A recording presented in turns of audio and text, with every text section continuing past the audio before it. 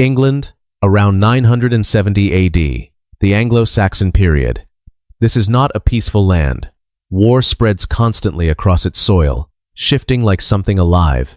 The Vikings pour down from the north like storms without warning, and law is not made for the weak. The silence is so deep that even a single step feels like it disturbs something ancient. In that mist, a group of young men is being led forward, their hands bound. No one speaks. No one dares to speak. They are not all criminals.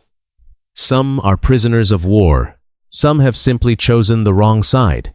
In this age, wrong requires no proof, only belief, no trial, no defense, only a sentence decided long before they were born.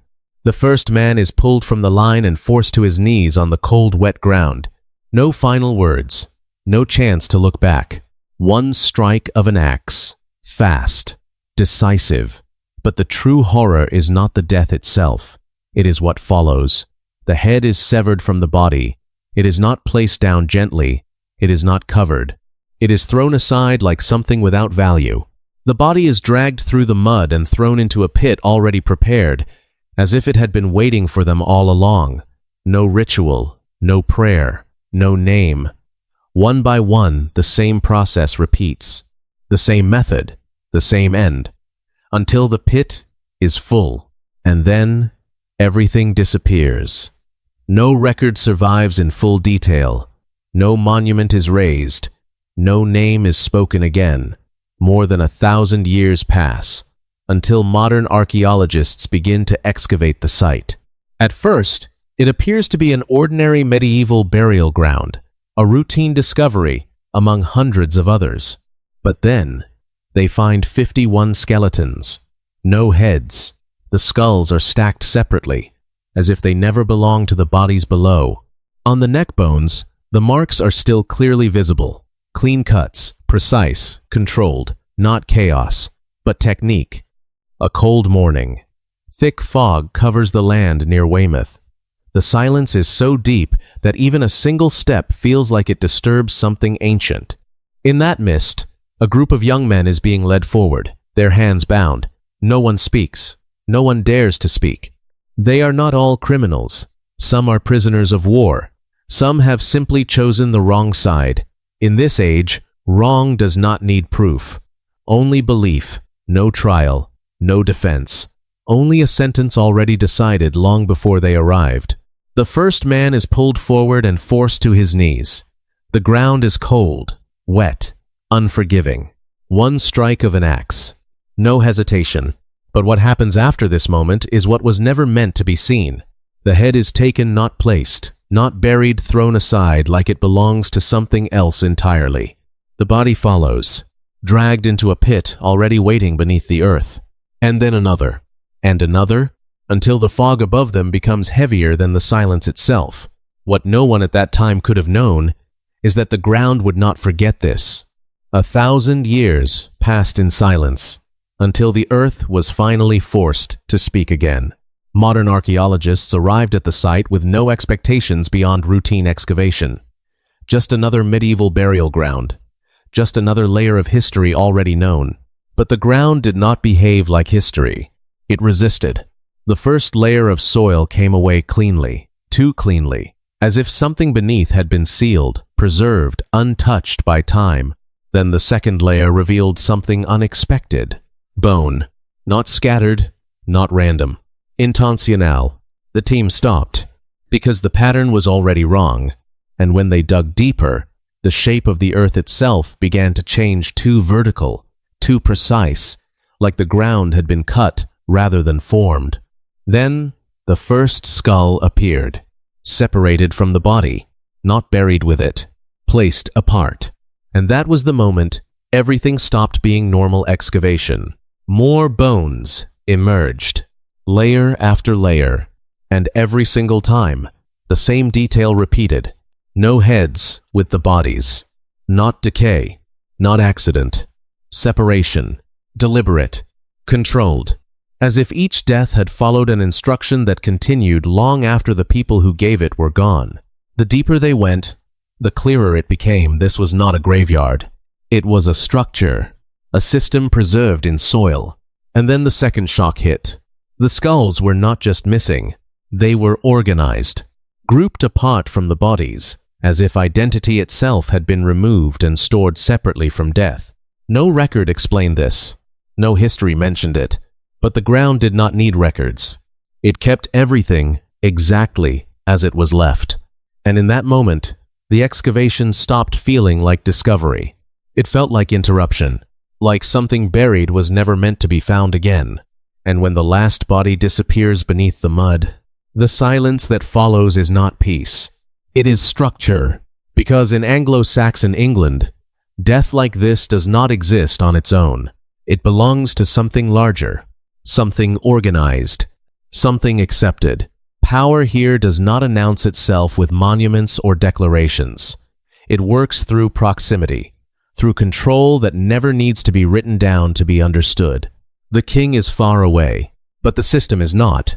Local authority fills the gap. Reeves, landholders, armed enforcers, men who do not question orders because the order is the law, and the law is whatever survives long enough to be enforced.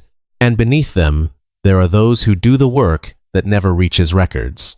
Not soldiers in war, not judges in court, but functionaries of removal, people who understand that some punishments are too inconvenient to be remembered officially, so they are moved out of sight, moved out of language, moved into places like this pit. But what the excavation revealed was not just what happened, it was how it was allowed to happen. What looks like execution is only the final stage of something much older. What the ground preserved was not chaos, not rage, not collapse. It preserved coordination. One group identifies, another transports, another executes, another disposes. Each step separated just enough that responsibility disappears before it can be named. That is how power stays clean, not by avoiding violence, but by dividing it until no single hand can be accused of holding it. And the most disturbing realization is not that it existed, but how ordinary it must have felt while it was happening. Because nothing in the soil suggests panic, no struggle that changed the outcome, no deviation from method. The cuts are identical, the spacing controlled, the repetition almost mechanical. This was not justice. It was routine, and routine is what makes systems like this vanish from memory without ever needing to be hidden. Because what is normal does not need to be explained. It only needs to be continued. And standing above that pit, the archaeologists were not just looking at what had been done, they were looking at what had been allowed to become normal. And that is where the deeper question begins. Because if this was normal once, then what else was? And that question leads deeper not into the act of killing, but into the logic behind what was done to the dead afterward. Because in Anglo-Saxon England, punishment was never only about ending a life. It was about controlling what that life could become once it was over. Decapitation was not random violence. It was function.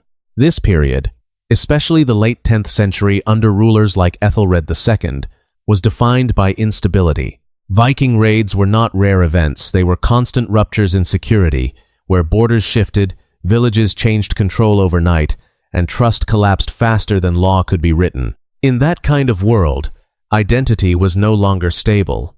A body alone could still be recognized, still named, still claimed. And a name that survives death does something dangerous. It turns a person into a story. And stories do not stay quiet. A story can become memory. Memory can become anger. And anger can outlive control. So the system did not only respond to life, it responded to what might remain after it. The removal of the head solved something the execution itself could not. A body could be buried and forgotten, but a head carried identity in a way the rest of the body did not. It could be recognized, spoken about, reused as proof, warning, or meaning. And meaning is what authority cannot fully control once it escapes the moment. That is why separation mattered, not as excess brutality, but as containment. Containment of recognition. Containment of narrative. Fear in this period was not distant. It was local, unstable, and constant. Borders were not lines on maps. They were shifting zones of control. A settlement could wake under one rule and sleep under another. In that uncertainty, visibility replaced stability. If authority could not be seen, it was assumed to be arriving violently. So, punishment had to do two things at once.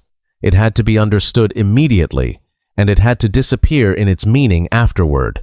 Execution was visible. Identity was not allowed to remain visible. What the excavation reveals is not just death, but a system trying to control how death would be remembered before memory had time to form. Because in unstable societies, control does not end at action. It extends into aftermath, and further still, into memory itself. So the severed heads were not an accident of brutality. They were the deliberate break between a person and any story that could survive them. And once that break was complete, the system no longer needed to explain itself. It only needed to continue, again and again, until it disappeared so deeply into routine that even history stopped noticing it was there. They did not expect anything unusual after 1,000 years. Just soil, just silence, just another forgotten corner of Anglo-Saxon England. But the moment the first layer was broken, the ground changed. Not metaphorically, physically. The earth dropped into a shaft too straight to be natural, too deep to be accidental, like the land itself had been cut open and never allowed to heal. Then the bones appeared, not scattered, not buried with care, dropped in layers, stacked like disposal, not death. The first archaeologist froze when the skulls appeared separately from the bodies, gathered in clusters as if someone had deliberately stripped identity away before the ground was closed. There was no ritual here, no burial logic, only repetition. Same cut marks on every neck, same controlled separation, same brutal precision that did not belong to chaos but to instruction. And then the second shock. Beneath the first mass of remains, there was another layer, and beneath that, another. Older bones, sitting above newer ones, as if the site had been reopened after time itself had passed, as if someone kept returning to the same hole in the earth to continue something that was never meant to end. And in that moment, it was no longer a burial site being uncovered. It was a system that had been buried alive for 1,000 years, still repeating itself beneath the earth. The team stopped speaking altogether when they found the sealed access cut beneath the lowest layer, a deliberate opening reinforced and then hidden again, like a door into the ground that had been used, closed, and used again across generations. Inside it, fragments of authority, broken seals, lead markings, traces of official control suggesting this was not random slaughter, but sanctioned disappearance. No chronicles mentioned it. No record survived it. Yet the soil preserved every repetition, every controlled act, every erased identity. What they were standing over was not a grave from history. It was a mechanism of power so systematic, so normalized in its time, that it never needed to be written down to exist, and that was the most terrifying realization of all. It had worked perfectly, for long enough that even memory itself forgot how to name it. They had not been buried with their heads, and more than 1,000 years later their bones were still telling the story of how they died. And when the excavation ends, nothing about it feels resolved. Only a pit in the ground, only silence above it, a place that was never meant to be remembered, yet survived 1,000 years of forgetting. No names remain, no records survive, just the realization that it was never lost, only buried in plain sight. And the question that stays is not what happened here, but how many more places like this are still waiting to be found.